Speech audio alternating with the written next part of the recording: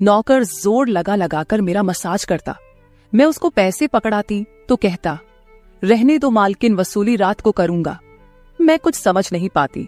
जैसे जैसे वह मसाज करता मुझ पर खुमारी बढ़ती ही जाती और मैं सुकून से गहरी नींद सो जाती। लेकिन एक रात मुझे नींद नहीं आई।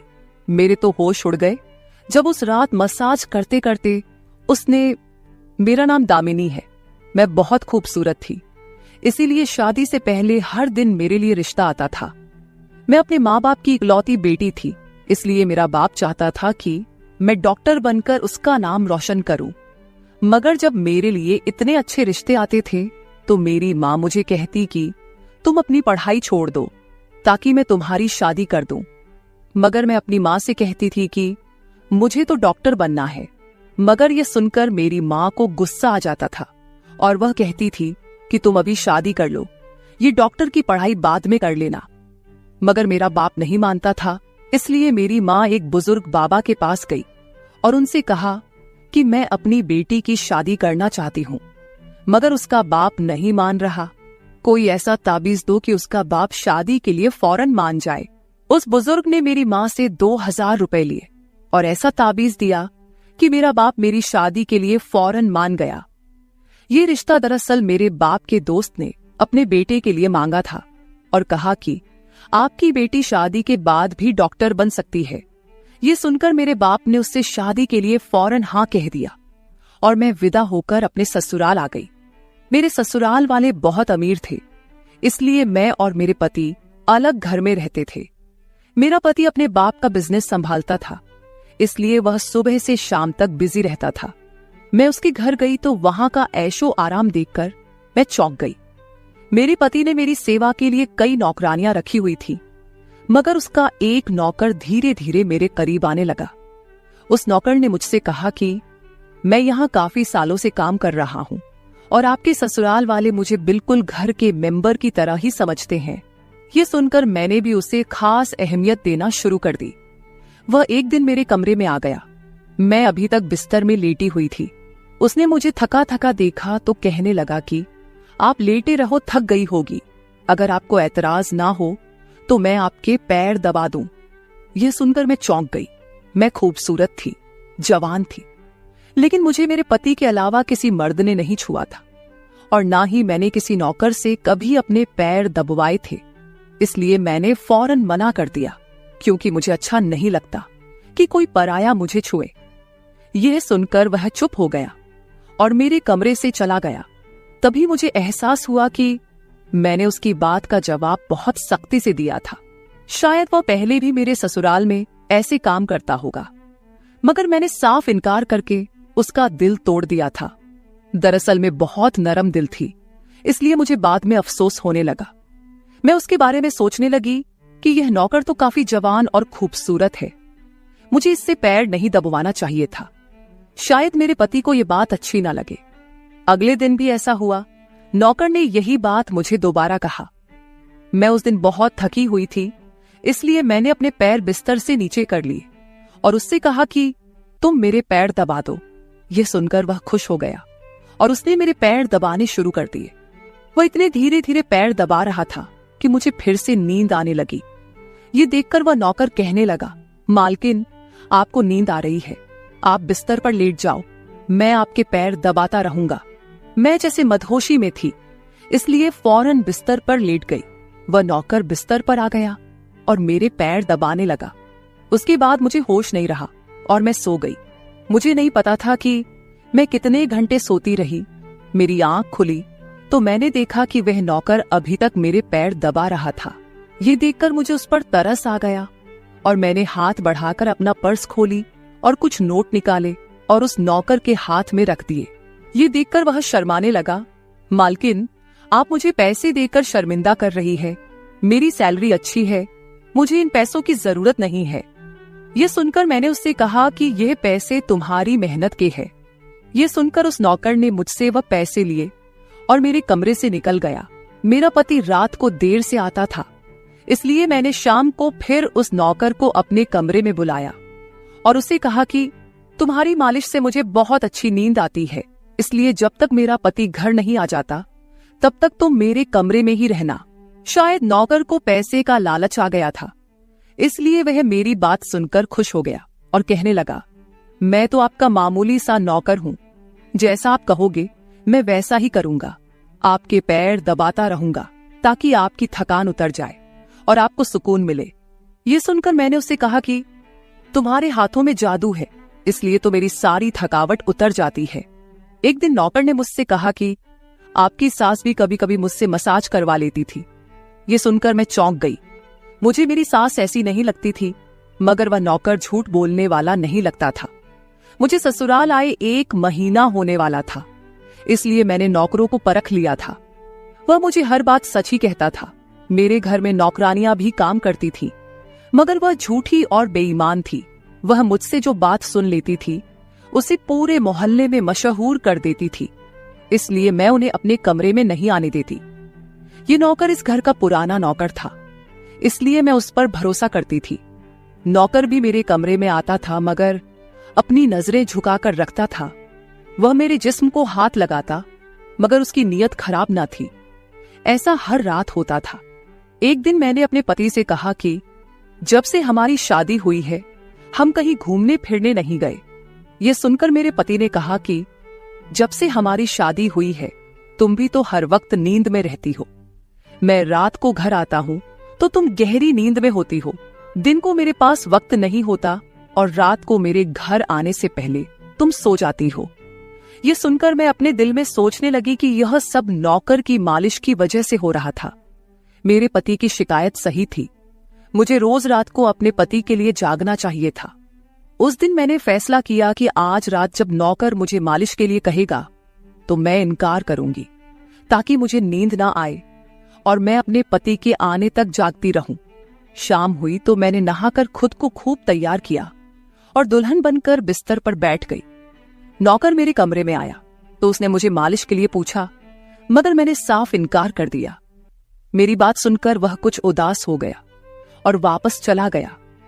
कुछ देर बाद नौकर मेरे कमरे में आया तो उसके हाथ में दूध का गिलास था। मैंने खाना नहीं खाया था, इसलिए फौरन दूध पी ली और अपने पति का इंतजार करने लगी, मगर मुझे नींद आ गई और मैं सो गई। सुबह में जागी तो नौकर फौरन मेरे कमरे में आया और कहने लगा, मालकिन आपके लिए नाश्ता लेकर आऊं। ये सुनकर मैंने अपने पति के बिस्तर की तरफ देखा, वह खाली था। ये देखकर नौकर कहने लगा, मालिक को जरूरी काम था, वह नाश्ता करके चले गए। ये सुनकर मेरा मूड खराब हो गया। मैं रात भर उसका इंतजार करती रही, मगर वह सुबह होते ही ऑफिस चला गया। मैंने नौकर से कहा कि मेरे लिए चाय ले आओ। नौकर कमरे से बाहर निकल गया। तभी मैंने अपने जिस्म की तरफ देखा तो चौंक गई। रात को मैंने दुल्हन का कपड़ा पहना हुआ था, मगर अब मेरे जिस्म पर कोई और कपड़े थे। मगर मैंने अभी जेवरात पहने हुए थे। मेरा सर भारी होने लगा। मुझे यह सोचकर चक्कर आने लगे कि रात को मेरे साथ क्या हुआ था और मेरे कमरे में कौन था और उसने मेरे साथ क्या किया था, मगर मुझे कुछ याद ना आया। मेरा दिल घबराने लगा और मैंने अपना सर पकड़ लिया। मेरा पूरा जिस्म दर्द कर रहा था, इसलिए नौकर चाय लेकर आया तो मैंने उससे कहा कि मेरा जिस्म दबा दो। यह सुनकर वह बिस्तर पर आ गया और मुझे दबाने लगा। उस दिन मैं देर तक बिस्तर पर पड़ी रही। उस दिन मेरे पति अचानक घर आ गए। मैंने उसे देखा तो उस पर बरस पड़ी। मैं रात को तुम्हारे लिए दुल्हन बनकर जागती रही, मगर तुम नहीं आए। ये सुनकर मेरे पति कहने लगे, मैं रात को कमरे में आया तो तुम गहरी नींद में थी, इसलिए मैंने तुम्हें नहीं जगाया। ये सुनकर मैं चौंक गई, मगर मेरे कपड़े किसने बदली किए और नींद पूरी होने के बावजूद मेरा जिस्म क्यों दर्द कर रहा है। मैं उलझ गई थी। मेरे पति कहने लगे, अच्छा ठीक है, मूड खराब करने की जरूरत नहीं है। मुझे आज रात एक काम के सिलसिले में बाहर जाना है, इसलिए देर हो जाएगी, मगर अभी मेरे पास 3-4 घंटा फ्री है। अगर तुम कहो तो हम अभी कहीं बाहर जा सकते हैं। ये सुनकर मेरा मूड खुद ब खुद ठीक हो गया और मैं सारी रात वाली बातों को भूलकर खुश हो गई। शादी के बाद यह पहला मौका था कि मैं अपने पति के साथ कहीं बाहर जा रही थी। मैं जल्दी जल्दी तैयार होने लगी, जबकि मेरा पति गाड़ी में बैठकर मेरा इंतजार करने लगा। उस वक्त नौकर मेरे कमरे में आ गया और मुझसे पूछा, मालकिन, आप कहीं जा रही हैं क्या? ये सुनकर मैंने उससे कहा कि हाँ, मगर तुम क्यों पूछ रहे हो? ये सुनकर नौकर कहने लगा, मैं आपका नौकर हूं, मगर आपको यही सलाह दूंगा कि आप बाहर नहीं जाओ, क्योंकि आपका जिस्म थक जाएगा। ये सुनकर मुझे गुस्सा आ गया और मैंने उससे कहा कि तुम मेरे नौकर हो, मेरे पति बनने की कोशिश मत करो। ये कहकर मैं बाहर चली गई। न जाने मुझे किस बात पर गुस्सा आ गया था। मैंने उस नौकर को खूब खरी खरी सुना दी। वह भी अपनी औकात जान गया था। तभी तो मैं जब घर आई तो वह मेरे सामने नहीं आया। मेरे पति मुझे गेट पर उतारकर वापस बाहर जा चुके थे। जबकि मैं अंदर आई तो मेरा सारा जिस्म बुरी तरह दुख रहा था। शायद मेरे जिस्म को मालिश की आदत हो गई थी। तभी तो रात होते ही वह मालिश के लिए तड़पने लगता था। लेकिन मैंने उस नौकर को नाराज कर दिया था, इसलिए आज वह मेरी मालिश करने नहीं आया। मगर मुझे उसकी जरूरत थी, इसलिए मैंने एक नौकरानी को बुलाया और उस नौकर को बुलाने को कहा। थोड़ी देर गुजरी थी कि वह नौकर मेरे कमरे में आ गया, मेरे बिस्तर पर बैठ गया और चुपचाप मेरे पैरों को दबाने लगा। यह देखकर मुझे शर्मिंदगी हुई। मैंने उसे इतना बुरा भला कहा, मगर उसने मेरी बात को बिल्कुल बुरा नहीं माना। मैंने उसे चुप देखा तो कहने लगी, मुझे उस वक्त पता नहीं क्या हो गया था, इसलिए मैंने तुम्हें खरी खरी सुनाई। मैं इतने दिनों के बाद अपने पति के साथ कहीं बाहर जा रही थी, इसलिए मुझे तुम्हारा टोकना अच्छा नहीं लगा, इसलिए मुझे माफ कर दो। मैं उसकी मालकिन थी और उसे इस काम के पैसे देती थी, मगर अब भी मुझ में इंसानियत जिंदा थी, इसलिए मैंने मालिक होकर भी नौकर से माफी मांग ली। क्योंकि वह भले ही नौकर था, मगर वह एक इंसान भी तो था। मेरी बात सुनकर वह नौकर कहने लगा, मैं आपका नौकर हूं, इस काम के लिए मैं आपसे सैलरी लेता हूं, इसलिए आपको हक है, आप जो चाहे मुझे कह दे। ये सुनकर मैं चुप हो गई, मगर मैंने सोच लिया था कि आइंदा इससे ऐसा कुछ नहीं कहूंगी। वह उस रात देर तक मेरी मालिश करता रहा और फिर मुझे नींद आ गई। मुझे नहीं पता था कि नौकर मेरे कमरे से कब निकला और कब मेरे पति घर पर आए। मैं सुबह उठी तो मेरा पति बाथरूम में था और बाहर जाने के लिए तैयार हो रहा था। मैं उसे हैरानी से देखने लगी। पता नहीं आजकल मुझे क्या हो रहा था। नौकर की मालिश से मुझे इतनी गहरी नींद आती कि मुझे किसी बात का होश ना रहता था। मुझे इस बात का भी पता नहीं चलता था कि मेरा पति कब कमरे में आता था। मैं सोचने लगी कि इस नौकर की मालिश में ऐसा क्या जादू था कि वह मेरे पति के आने से पहले ही मेरी मालिश करता, तो मैं अचानक गहरी नींद में सो जाती थी। सुबह जब मैं उठती तो मेरा सर भारी महसूस होता और मैं चलने फिरने के काबिल नहीं रहती। मगर यह बात मैंने अपने पति को नहीं बताई, क्योंकि मैं नहीं चाहती थी कि ये बात मेरे पति को पता चले कि मैं उस नौकर से मसाज करवाती थी। एक दिन मेरा पति दिन के वक्त घर पर ही रहा। मैंने नौकर से घर के सारे काम करवाए, अपने कमरे में नहीं आने दिया। नौकर भी घर के सारे काम करता रहा और मसाज वाली बात किसी के सामने अपने मुंह से नहीं निकाली। मैं भी चाहती थी कि यह बात किसी को पता ना चले। इस दौरान जब मेरा पति घर से बाहर जाता था, मैं उस नौकर को कमरे में बुला लेती थी। मगर एक दिन मेरा पति अचानक ही घर आ गया और मैं कमरे में थी। यह देखकर मैं बहुत घबरा गई और सोचा कि पति के आने से पहले नौकर को भगा दूं। मगर यह नौकर भी बड़ा समझदार था। मेरे पति के आने से पहले दूसरे काम पर लग गया और मेरे पति को कुछ पता नहीं चला। मैं मसाज घर की नौकरानियों से भी करवा सकती थी, मगर उस नौकर के हाथ में क्या जादू था कि मैं उसे हर रोज अपने कमरे में बुला लेती थी। मुझे पता नहीं क्या हो जा रहा था। जिस रात मैं नौकर से मसाज नहीं करवाती थी, उस रात मेरे पूरे जिस्म में दर्द हो जाता था। सुबह में जागती तो मेरा सर भारी हो जाता था और मुझे थकान भी हो जाती थी। एक रात मैंने नौकर से मालिश करवाई और गहरी नींद सो गई। सुबह मेरी आंख खुली तो फिर से मेरे कपड़े चेंज हो चुके थे। ये क्या माजरा था? ऐसा कौन करता था? क्या मेरा पति मेरे साथ ऐसा कर रहा था? मैं सोच में पड़ गई। मैंने शीशे के सामने जाकर देखा तो चौंक गई। मेरे पूरे जिस्म पर लाल निशान पड़ गए थे। यह कैसे निशान थे? मैं अपने जिस्म पर हाथ फेरने लगी। मैं जैसे उस निशान को मिटाना चाहती थी, मगर ऐसा ना हुआ। अगले दिन फिर मैंने अपने जिस्म को देखा कि निशान खत्म होने के बजाय फैलने लगे थे। मैं घबरा गई। तभी मेरे कमरे में नौकर आ गया और उसने मुझे मालिश को कहा। मैं उस निशान को छुपाना चाहती थी, इसलिए उसे कहा कि आज तुम सिर्फ मेरे पैर दबा दो। उसने मुझसे कुछ नहीं पूछा, मगर मैं अंदर ही अंदर डर रही थी। किसी दिन मेरे पति ने यह निशान देख लिए तो मैं उसे क्या जवाब दूंगी। मैं ये सोच सोचकर थक चुकी थी, इसलिए मैंने तकिए पर पैर रख दिए। नौकर मेरा मसाज करने लगा। मेरी आंखें नींद से बंद होने लगी थी। तभी मुझे नौकर ने ऐसी बात कह दी जिसे सुनकर मेरे होश उड़ गए। उसने मुझसे कहा, मालकिन आप मुझे बहुत अच्छी लगती हो। मेरी आंखें बहुत बोझल होने लगी थी। मुझे उसकी बात समझ नहीं आई और फिर मैं गहरी नींद सो गई। सुबह मेरी आंख खुली तो मेरा पति भी बिस्तर में लेटा हुआ था। मेरा सर भारी हो रहा था और जिस्म दर्द से छूट रहा था, मगर उसके बावजूद मैं अपने पति के करीब गई और उसे धीरे से उस निशान के बारे में बता दिया। मैंने सोचा कि यह निशान बढ़ रहे थे, इसलिए मुझे यह बात अपने पति को बता देनी चाहिए।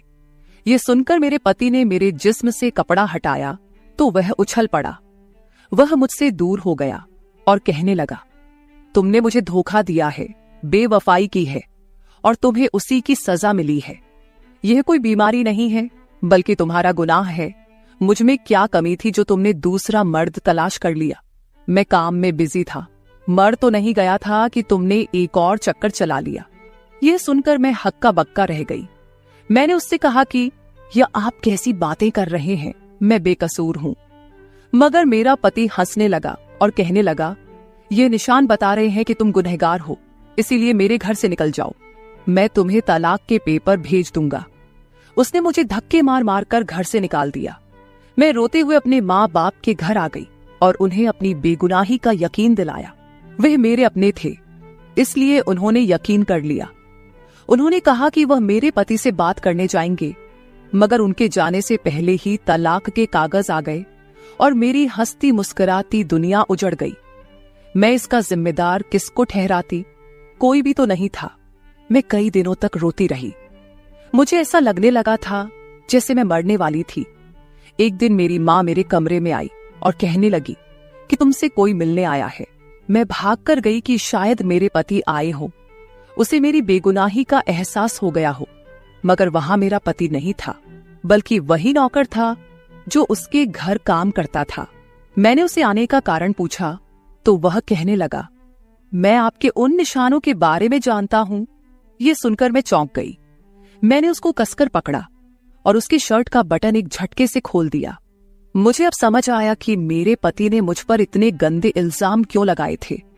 ये कहकर मैंने नौकर के सीने पर मुक्के मारने शुरू कर दिए। मैंने कहा, ये निशान मेरे जिस्म पर कैसे आए? तुमने मसाज के बहाने मेरे साथ क्या क्या किया था? मुझे सच सच बताओ। ये सुनकर नौकर ने मेरे दोनों हाथ पकड़ लिए और कहने लगा, मेरा नाम राजेंद्र है और मैं तुम्हारे साथ यूनिवर्सिटी में पढ़ता था, मगर मुझे तुमसे प्यार हो गया।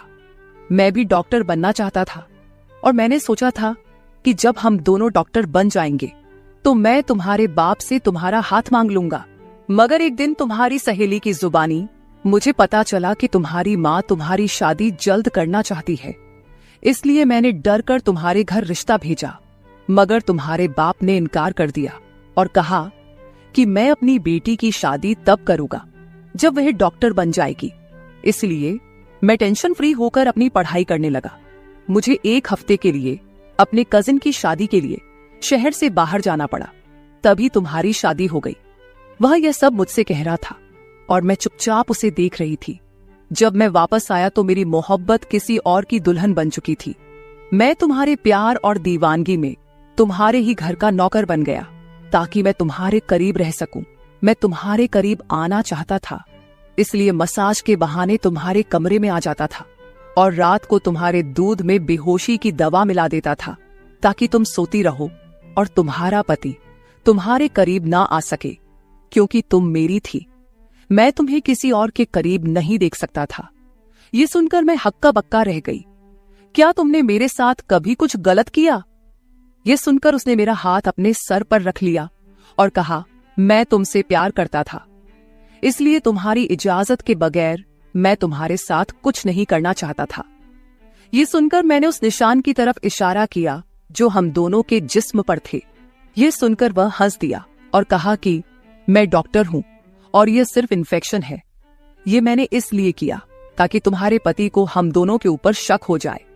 ये कहकर उसने मुझसे माफी मांग ली और मैंने पूरे 1 साल उसे सजा देने के बाद माफ कर दिया और फिर उसके साथ शादी कर ली। तो मेरे प्यारे दोस्तों, ये थी हमारी आज की छोटी सी कहानी। आपको ये कहानी कैसी लगी कमेंट करके जरूर बताएं। अगर आपको ये कहानी पसंद आई हो तो इसे लाइक करें और अपने दोस्तों के साथ शेयर करें। अगर आप ऐसी ही और भी इंटरेस्टिंग और रोमांटिक कहानियां सुनना चाहते हो तो चैनल को सब्सक्राइब जरूर कर ले और बेल आइकॉन ऑन कर ले ताकि आपको मेरी हर कहानी समय पर मिल सके। कल मिलेंगे एक और नई कहानी के साथ। धन्यवाद।